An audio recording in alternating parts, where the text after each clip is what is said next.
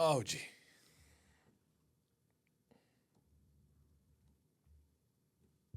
Rolling. अस्सलाम वालेकुम। Mohammad Asim Aslam. Industries like Hollywood and Bollywood change the mindset of their people by producing movies to understand what social norms are. ये पहला सवाल Hollywood Bollywood का ही आ गया. Okay. Why do people like you who have great influence in the society don't produce movies to raise awareness about our social values and culture which are on the verge of collapse? अच्छा जी. Asim Aslam, Hollywood और बॉलीवुड ने social values या cultural values या social norms push नहीं किए, वो उनकी reflection है.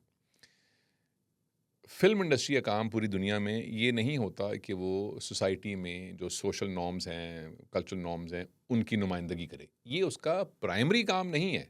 सेकेंडरी हो सकता है, किसी-किसी को शौक हो ये करने का, वो कर दे. लेकिन प्राइमरी काम क्या है? प्राइमरी काम एंटरटेनमेंट है और बिज़नेस है. कि भाई जो फ़िल्म लगे वो लाखों अरबों डॉलर कमा कर घर आए, उसके बाद देखेंगे क्या बात है. तो एक तो ये चीज़ जान लीजिए.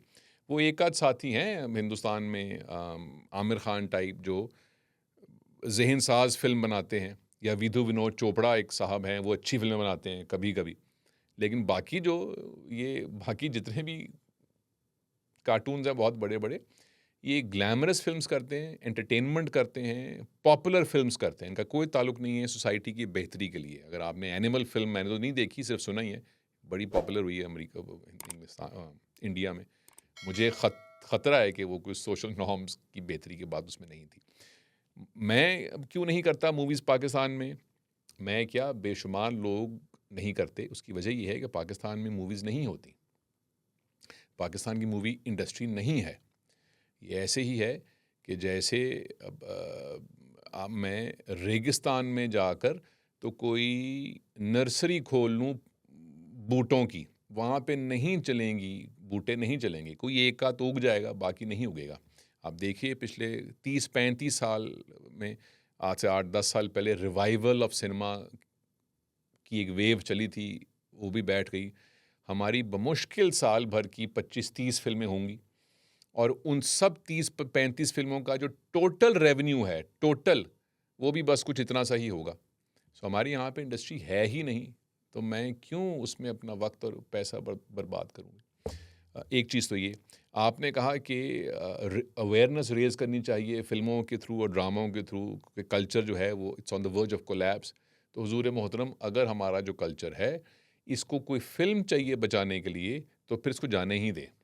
हमारा कल्चर, हमारी वैल्यूज़ फ़िल्मों और ड्रामों से बहुत बालातर हैं. उनको फ़िल्में ड्रामे नहीं चाहिए अपने बचाव के लिए.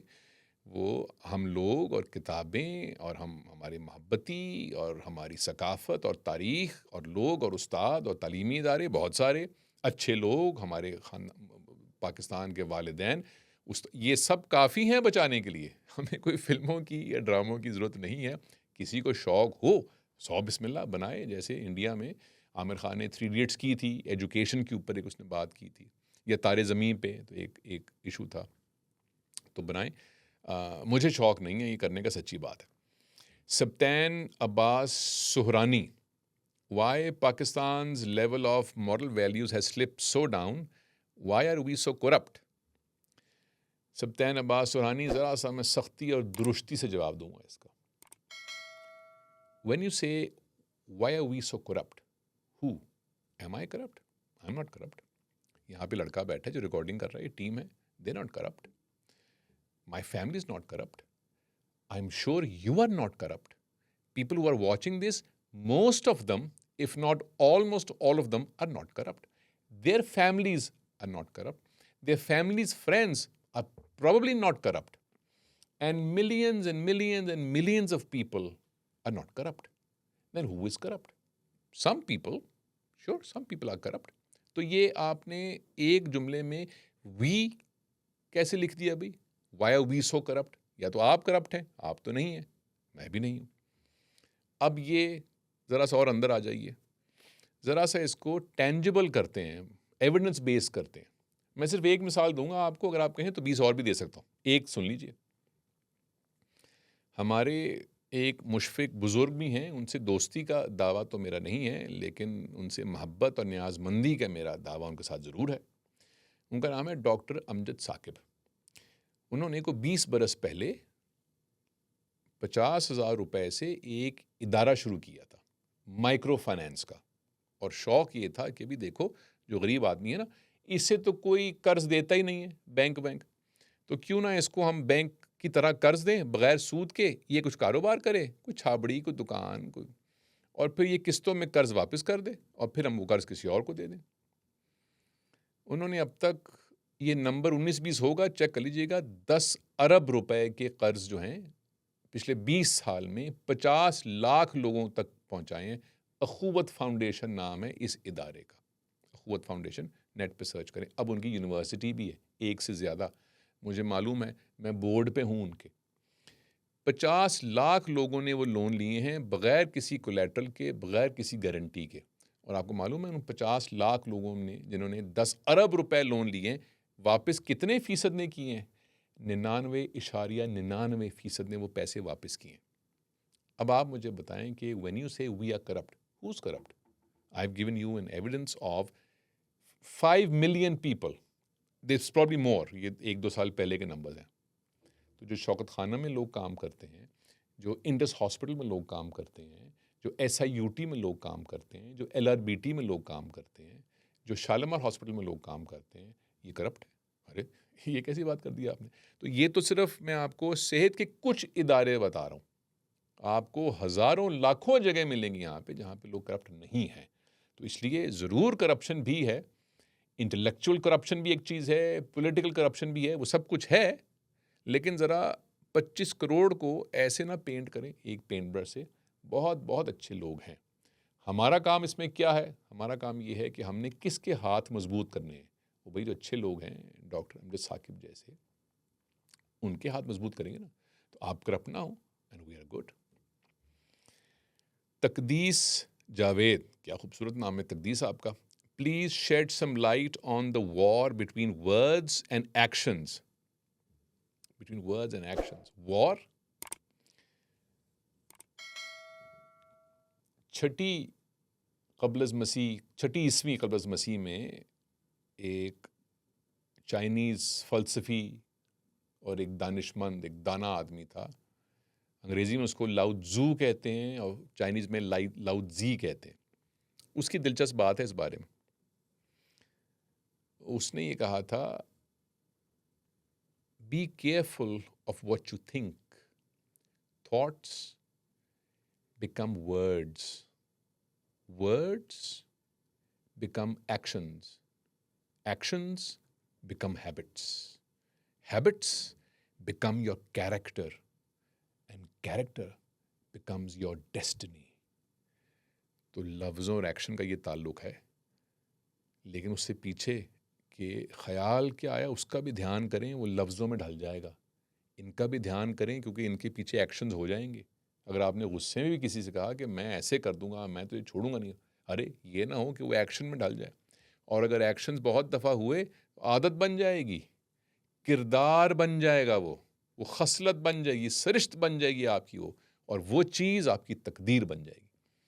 तो वर्ड्स और एक्शंस में ये एक रिश्ता है। नुमान नासिर आवान कहते हैं, आपके तलफ़्फ़ुज़ात के लिए उर्दू की किस लुग़त से इस्तिफ़ादा करते हैं? किस लुग़त से? नुमान नासिर एक मुअल्लिफ़ हैं, मौलवी नूरुद्दीन ग़ालिबन। उनकी है नूरुल लुग़ात, एक तो मेरे पास वो है, उसकी 4 जिल्दें हैं, ज़रा मोटी है, उसकी 4 जिल्दें हैं। और उसकी एक खूबी ये है कि उसमें तकरीबन हर मुश्किल लफ्ज़ के साथ किसी मशहूर या पुराने शायर का शेर दर्ज है उस लफ्ज़ के साथ, ताकि मानी समझने में आसानी हो। तो एक तो नूरुल लुग़ात। लेकिन मैंने फ़रहंग आसिफ़िया और बाकी सब खंगालने के बाद अपने तय ये तय किया, मेरे उस्ताद इस बात से नाला होंगे, कि जो पुरानी फ़िरोज़ुल लुग़ात है, कब से चली आ रही है, वो मेरे लिए काफ़ी है हुज़ूर। तो कोई बहुत फ़र्क मुझे नहीं मिलता लुग़ात में, लेकिन मैं, वो चूँकि फ़िरोज़ुल लुग़ात आम मिल जाती है, आसान है, तो वो जगह जगह घर में रखी हुई है, मुश्किल कोई पेचीदा लफ्ज़ हो, कोई पुराना लफ्ज़ हो, कोई तारीख मालूम करनी हो, तो फिर Noorul Lughat. Syed Imran, sir I want to become an actor, don't. How do you see it as a career in Pakistan? I don't. Haseeb Hassan, is it good to be straightforward or should we always add buffer statements or it varies person to person or the stature? Haseeb, ये इसका कोई स्याह सफ़ेद जवाब नहीं है। Straight forward जो लोग होते हैं, मैं उनकी इज़्ज़त करता हूँ बहुत ज़्यादा। कुछ लोग उनकी इज़्ज़त नहीं करते। What is being straight forward, जिसको ब्लंट भी कहते हैं अंग्रेज़ी में। जो जी में आए या जो जहन में आए बात, वो बग़ैर किसी फ़िल्टर के बयान कर देना। ऐसे लोग बहुत से मामलों में कामयाब होते हैं, बहुत से मामलों में उनको तकलीफ़ उठानी पड़ती है, नुकसान उठाना पड़ता है। वो क्या है? अगर मैं शफ़ाफ़ इंसान हूँ और मेरे लहजे के अंदर कोई चक्करबाजी नहीं है, तो मैं साफ आपसे कह दूंगा कि भाई ये कपड़े अच्छे नहीं हैं, तुमने काम अच्छा नहीं किया, तुम फिर ताख़ीर से आए हो, मुझे गुस्सा आता है तुम्हारे ऊपर, तुमने ये क्या हरकत की है। मैं ऐसे लोगों की इज़्ज़त करता हूँ कि भाई जो अंदर है वो बाहर है और जो बाहर है वो अंदर है। एक शफाफियत है, एक ट्रांसपेरेंसी है। I like it. Some people don't like it and some people are not transparent. वो ज़रा सी बात घुमा फिरा कर करते हैं। हाँ भाई, वो मैंने देखा तुम्हारा काम, वो ठीक ठाक था, अच्छा था, उसमें एक आध चीज़ और ज़रा देख लेना कि वो है। तो वो कुछ घुमा फिरा के ढकी छुपी बात करते हैं। दोनों में कोई सही कोई गलत नहीं है। दुरुस्त चीज़ ये है मेरी नाक़िस राय में कि आप जिस तरह के शख्स हैं, अगर आप अंदर से ट्रांसपेरेंट हैं और आप फ़िक्र नहीं करते इस बात की कि रद्द-ए-अमल क्या आएगा, तो बिल्कुल, बिल्कुल दो टोक बात कर दीजिए। हमारी बदकिस्मती है कि हम ऐसे लोगों की इज़्ज़त इस मुल्क में नहीं करते और हर कोई जो है ना, उसने अपनी गुफ्तगू के आगे बहुत सारे पर्दे डाल रखे होते हैं और वो पर्दे जो हैं वो झूठी और मसनूई और ताजराना मुलायमत और भाईचारे के होते हैं। पीछे कुछ भी नहीं होता। ज़रा सा उनको आप पर्दे को हटाएँ तो एकदम चाकू लेके पीछे पड़ जाएँगे। तो अभी तो कह रहे थे आप यू आर माय ब्रदर, अरे आप मेरे भाई हैं, आप फलाना है। तो ज़रा सा 19-20 हुआ तो सीधे ही चाकू। अरे! तो मुझे पहले ही कह देते कि आप भाई-वाई कोई नहीं है। ऐसे ना हो तो चाकू मार दूँगा। तो मैं आपकी इज़्ज़त ज़्यादा करता।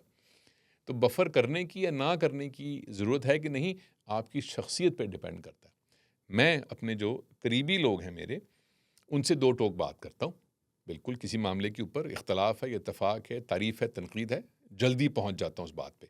लेकिन जिनसे दूर का रिश्ता है या रिश्ता है ही नहीं, मैं उनसे ज़रा गोल घुमा के बात करता हूँ, सिर्फ़ इसलिए कि उनकी हौसला शिकनी ना हो, इसलिए मैं ऐसे कर लेता हूँ। आप देख लीजिए क्या करना चाहते हैं।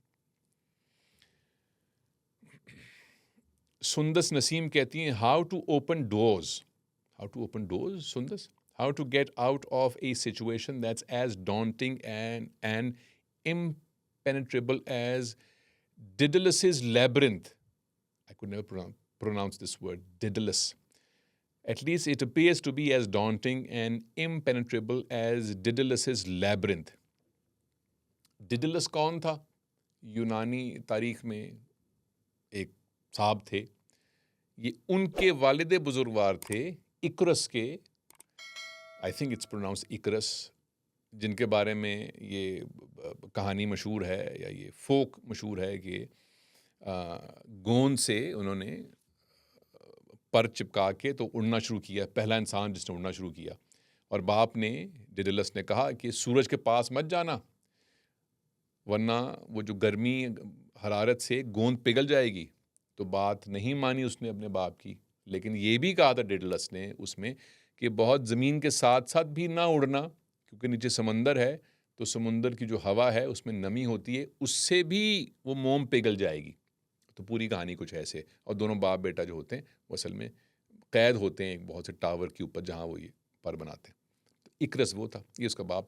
तो इसने एक लैब्रिंथ, एक भूल भुलैया बनाई थी गुम होने के लिए। तो सुंदस ने ये पूछा है हाउ टू ओपन डोर्स, कि ताकि उस तरह की भूल भुलैयों में हम गुम ना हो जाएं। सुंदस, ये तो सवाल समझते समझते ही मेरे दिमाग के धागे हिल गए। विच डोर्स?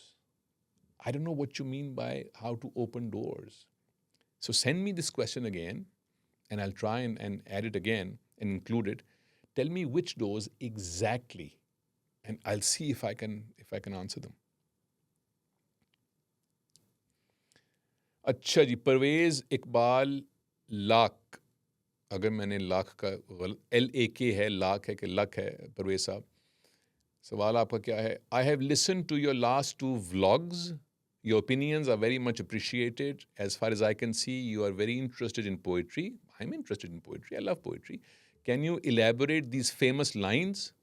अच्छा, कौन सी लाइन है? गंज बख्श फैज़ आलम, मजहर नूर खुदा, ये तो मशहूर हैं यार। नाकसां रा पीर कामिल, कामिला रा रहनुमा, गंज बख्श फैज़ आलम। मेरा ताल्लुक़ एक ऐसे शहर से है, लाहौर शहर से, जिसको दाता की नगरी भी कहते हैं। ये भी इस शहर का एक नाम है या एक हवाला है।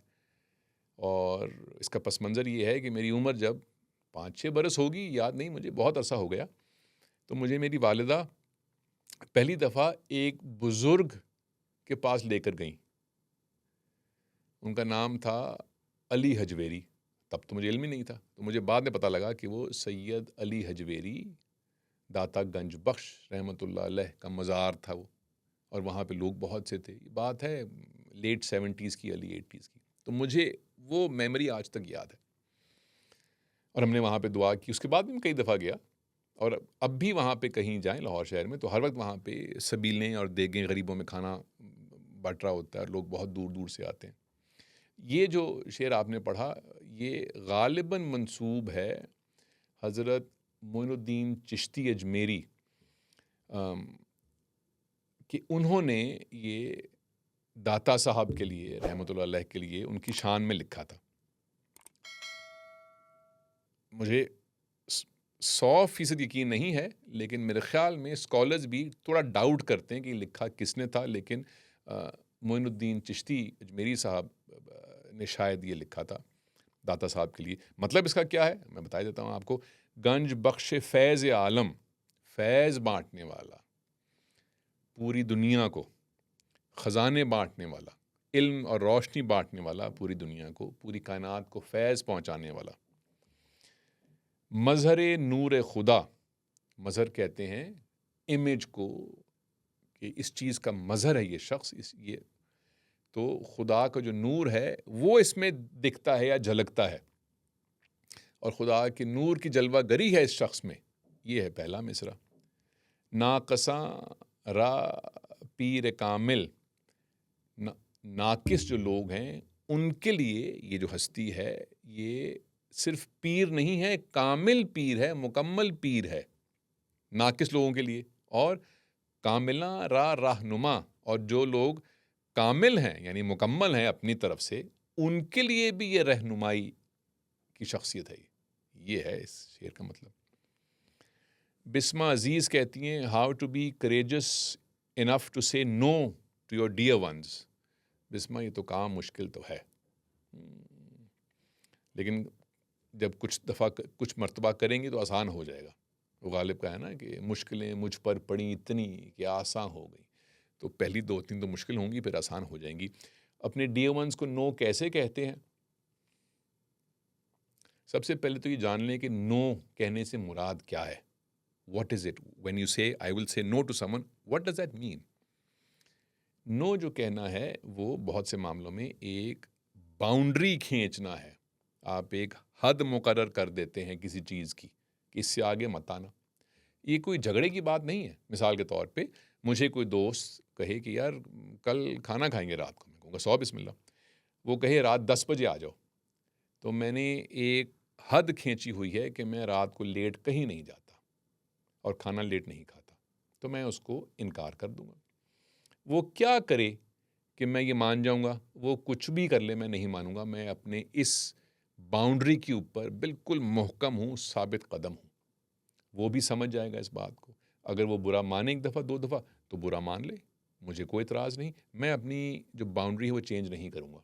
अच्छा, मुझे वो कहे कि सुबह नाश्ता करते हैं, मैं कहूँ कि हाँ 10 बजे, वो कहे नहीं 8 बजे, मैं कहूँ 8 बजे, तो मैं कुछ जहर मार करके चला जाऊँगा। ये वो बाउंड्री है जो मैंने बहुत तयन नहीं की हुई, ये थोड़ी फ्लेक्सिबल है। कोई किसी शख्स ने आपसे कुछ मांगा, किसी करीबी ने आपसे कोई चीज़ मांगी या कोई फेवर मांगा, अगर आपने अपने अंदर जो बाउंड्री है वो बिल्कुल मजबूत रख ली है उस चीज़ के बारे में, तो फिर उस शख्स को मना कर दीजिए। लेकिन ये जानते हुए कि ये बाउंड्री मेरी मजबूत है, मैंने सोच विचार के बाद ये बाउंड्री खड़ी की है। अगर बाउंड्री कच्ची है या बाउंड्री है ही नहीं, तो फिर उसको नहीं रोक सकते, वो अंदर आता जाएगा, वो पैसे मांग लेगा, फेवर मांग लेगा, गाड़ी मांग, जो भी मांग लेगा, कुछ ही मांग सकता है। बाय द वे, मैं जो अपनी मादी चीज़ें हैं इन पे तकरीबन कोई बाउंड्री नहीं है मेरी। जिसको जो भी चाहिए तकरीबन सब कुछ ही मैं दे देता हूँ। लेकिन जो मेरा वक्त है वो मेरी बहुत स्ट्रिक्ट बाउंड्री है, मैं उसके बारे में बहुत ज़्यादा कंजूस हूँ। लेकिन ये मेरा फैसला है। आपने अपनी बाउंड्रीज़ देखनी है कि कौन कौन सी बाउंड्रीज़ हैं जिसके आगे लोगों को नहीं आने देना, और किस किस को नहीं आने देना। खुदा ना खास्ता कोई इमरजेंसी हो तो और बात है, लेकिन जो जो लव्ड वंस, डियर वंस हैं, उसमें शौहर भी हो सकता है, बच्चे भी हैं, सास ससुर भी हो सकते हैं, भाई बहन भी हो सकते हैं, करीबी दोस्त हो सकते हैं। What is that boundary? जब आप वो सेट कर लेंगी तो उनको कम्युनिकेट करना आसान हो जाएगा, नो कहना आसान हो जाएगा। एक तो दफ़ा नाराज़ होंगे, फिर समझ जाएंगे।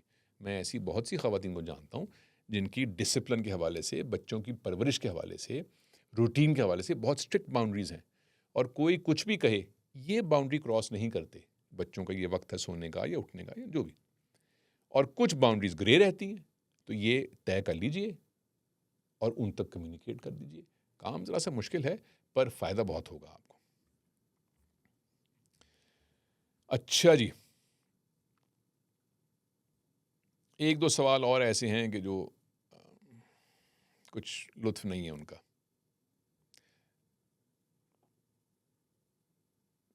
अच्छा, एक और रोमांटिक सवाल आ गया। इन साहब ने नाम नहीं लिखा हुआ अपना। अस्सलाम वालेकुम अदील भाई। जी वालेकुम अस्सलाम। कुछ लोग ज़िंदगी में बहुत मुश्किल वक्त से गुज़रते हैं, बहुत से लोग गुज़रते हैं, शायद सभी गुज़रते हैं, और मेहनत करते रहते हैं, मगर वही लोग अपने इर्द गिर्द कुछ और लोगों को बहुत जल्दी कामयाब होता देखते हैं, जिन्होंने ना इतनी मेहनत की होती है और ना इतना तवील सफ़र।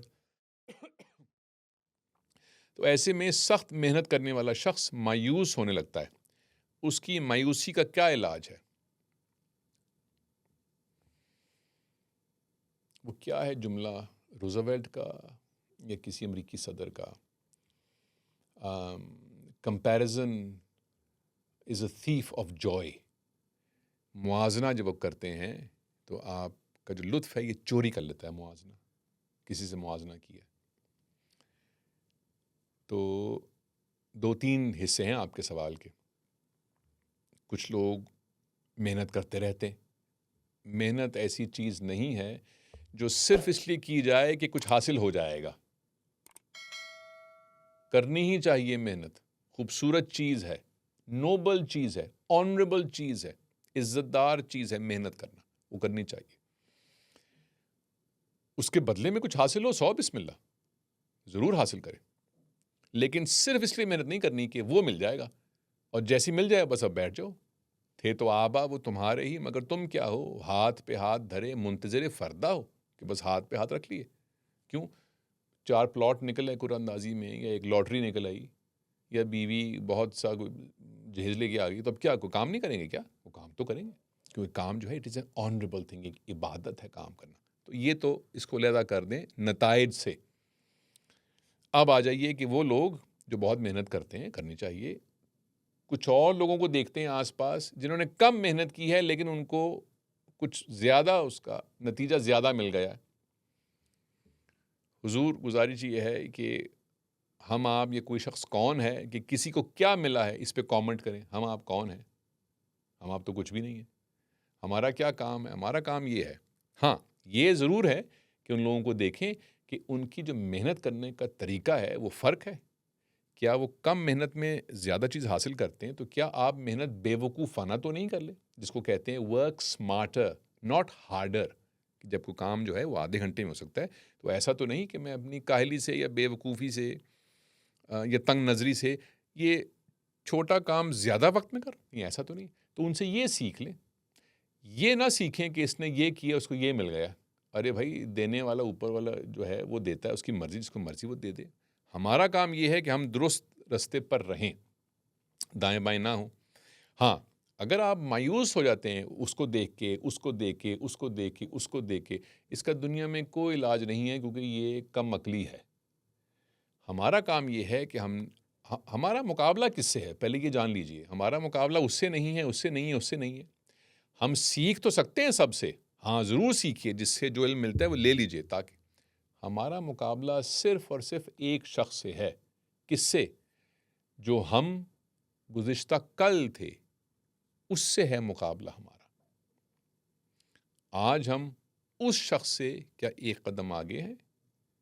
आइंदा कल हम इस शख्स से एक कदम आगे होंगे। ये है मुकाबला। और अगर आप रोज़ ये मेहनत करते रहें जो आपने लिखी, तो आप कभी मायूस नहीं होंगे, क्योंकि आप हर रोज़ अपने गुज़िश्ता कल से बेहतर हैं, बड़े हैं, मजबूत हैं, नए हैं। तो फिर क्यों होगी मायूसी? मैंने अपने आप को आज 1%, 2%, 4% और बेहतर किया, और बेहतर किया। अब इलॉन मस्क क्या कर रहा है, शाहरुख खान क्या कर रहा है, बिल गेट्स ने कितने पैसे कमाए, अरे भाई वो जाने, उनकी ज़िंदगियां जाने, उनके अजाब उनके होंगे, उनकी कामयाबी उनकी होगी। हमारे अजाब, हमारी कामयाबी, हमारी ज़िंदगी हमारी है। इसलिए ये जो कंपैरिजन है, जो मुआवजा है, इससे तो बचें, हर चीज़ में इससे बचें। लेकिन नज़रें दाएं बाएं रखें कि इल्म का जो नगीना है वो कहीं से मिल जाए तो ले लें उसको, ले ज़रूर लें उसको। ये है। चलिए, लंबा हो गया ये जवाब, मैं थक गया। बाकी बातें नेक्स्ट में। God bless you and I will see you soon.